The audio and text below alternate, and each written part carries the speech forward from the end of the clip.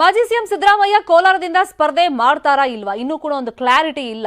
ಕ್ಷೇತ್ರದ ಬಗ್ಗೆ ಅಡ್ಡಗೋಡೆ ಮೇಲೆ ದೀಪ ಇಟ್ಟಿದ್ದಾರೆ ಸಿದ್ದರಾಮಯ್ಯ ಅವರು.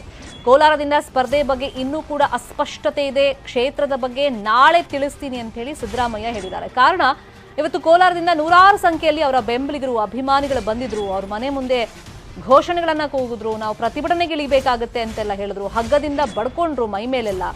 ನೀವು ಕೋಲಾರ ಮಾತ್ರ ಬಿಡಬಾರ್ದು, ನೀವು ಅಲ್ಲಿಂದನೇ ಕಂಟೆಸ್ಟ್ ಮಾಡಬೇಕು, ನಾವು ಗೆಲ್ಲಿಸ್ಕೊಂಡು ಬರ್ತೀವಿ ಅಂತೆಲ್ಲ ಹೇಳ್ತಾ ಇದ್ರು, ಘೋಷಣೆ ಕೂಗ್ತಾ ಇದ್ರು. ಹಾಗಾಗಿ ಸಿದ್ದರಾಮಯ್ಯ ಅವರು ನಾಳೆ ಹೇಳ್ತೀನಿ ಅಂತ ಹೇಳಿದ್ರು. ಹೈಕಮಾಂಡ್ ರಿಸ್ಕ್ ತಗೋಬೇಡಿ ಅಂತ ಹೇಳಿದೆ, ಕೋಲಾರದಿಂದ ನಿಲ್ಲಬೇಡಿ ಅಂತ ಯಾರೂ ಹೇಳಿಲ್ಲ. ನೋಡೋಣ, ನಾನು ನಾಳೆ ಹೇಳ್ತೀನಿ ಅಂತ ಸಿದ್ದರಾಮಯ್ಯ ಹೇಳಿದ್ದಾರೆ.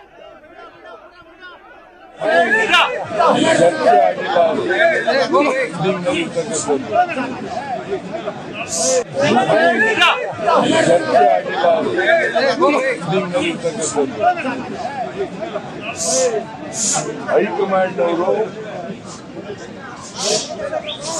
ನೀವು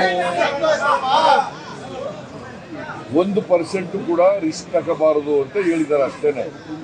ಅದು ಬಿಟ್ಟರೆ ಬೇರೆ ಏನು ಹೇಳಿಲ್ಲ. ನಿಂತ್ಗಡಿ ಅಂತಾಗಲಿ ನಿಂತ್ಕೋಬೇಡಿ ಅಂತಾಗಲಿ ಏನು ಹೇಳಿಲ್ಲ. ಸುಮ್ಮನೆ ಅಪಪ್ರಚಾರ ಆಗ್ಬಿಟ್ಟದೆ. ಅಪಪ್ರಚಾರ ಆಗ್ಬಿಟ್ಟದೆ, ಅಪಪ್ರಚಾರ ಬಂದಿದೆ. ಹೈಕಮಾಂಡ್ ಅವರು ಏನ್ ಹೇಳಿದ್ದಾರೆ ಅಂದ್ರೆ ನಿಮ್ಮ ತೀರ್ಮಾನಕ್ಕೆ ಬಿಡ್ತೀವಿ ಅಂತ ಹೇಳಿದ್ದಾರೆ ಅಷ್ಟೇ. ಗೊತ್ತಾಯ್ತಾ? ನಿಮ್ಮ ತೀರ್ಮಾನಕ್ಕೆ ಬಿಡ್ತೀವಿ.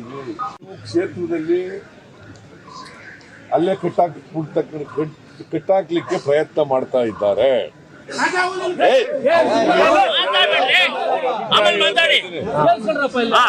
ಕಟ್ಟಾಕ್ಬಿಡ್ಲಿಕ್ಕೆ ಪ್ರಯತ್ನ ಮಾಡ್ತಾ ಇದ್ದಾರೆ.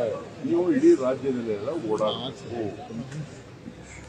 ಚುನಾವಣಾ ಕ್ಯಾಂಪೇನ್ಗೆ ನೀವು ಇಡೀ ರಾಜ್ಯದಲ್ಲೆಲ್ಲ ಓಡಾಡಬೇಕು.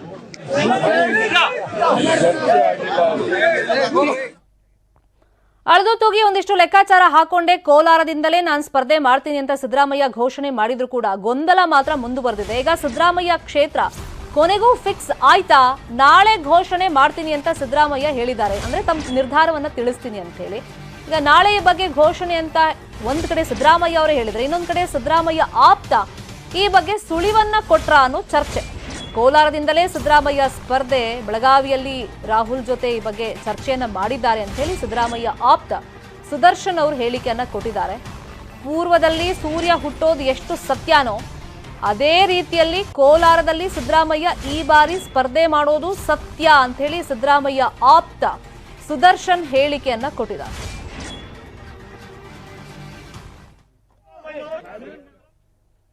ಅವರೇ ಹೇಳ್ತಾರೆ, ನಿನ್ನೆ ರಾಹುಲ್ ಗಾಂಧಿ ಅವರು ಬೆಳಗಾವಿ ಬಂದಿದ್ದಾರೆ.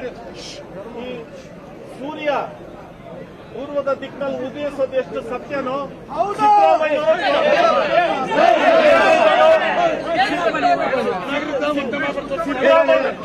ಸಿದ್ದರಾಮಯ್ಯನವರು ಕೋಲಾರ ವಿಧಾನಸಭಾ ಕ್ಷೇತ್ರದಿಂದ ಸ್ಪರ್ಧೆ ಮಾಡೋದು ಅಷ್ಟೇ ಸತ್ಯ.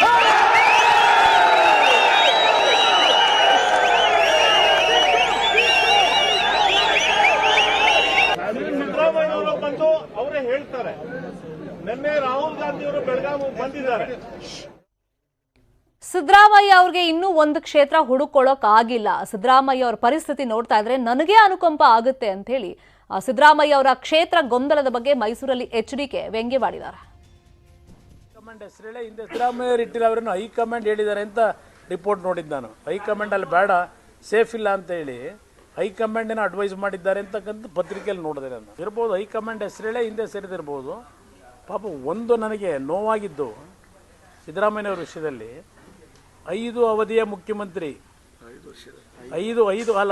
5 ವರ್ಷದ ಸಂಪೂರ್ಣ ಅವಧಿ ಮುಗಿಸಿದಂಥ ಮುಖ್ಯಮಂತ್ರಿ ದೇವರಾಜ ಅರಸು ಅವರು ಬಿಟ್ಟ ಮೇಲೆ ನಂತರ 2 ಬಾರಿ ಉಪಮುಖ್ಯಮಂತ್ರಿಗಳು, 13 ಬಜೆಟ್ ಕೊಟ್ಟು ಈ ನಾಡಿನ ಬಡವರನ್ನ ಉದ್ಧಾರ ಮಾಡಿದವರು ಅಂಥ ಒಬ್ಬ ಮಹಾನ್ ನಾಯಕರು ಕಳೆದ 1 ವರ್ಷದಿಂದ ಒಂದು ವಿಧಾನಸಭಾ ಕ್ಷೇತ್ರವನ್ನು ಹುಡುಕಿ ಚುನಾವಣೆ ಅಭ್ಯರ್ಥಿ ಆಗಲಿಕ್ಕೆ ಈ ಶ್ರಮ ಪಡ್ತಿರೋದು ನೋಡಿದಾಗ ಅವರ ಬಗ್ಗೆ ನನಗೆ ನಿಜಕ್ಕೂ, ನಾನು ಲಘುವಾಗಿ ಮಾತಾಡಲ್ಲ, ಅನುಕಂಪ ಬಂತು. ನನಗೆ ಭಾಳ ಜನಕ್ಕೂ ಅನುಕಂಪ ಬಂತು.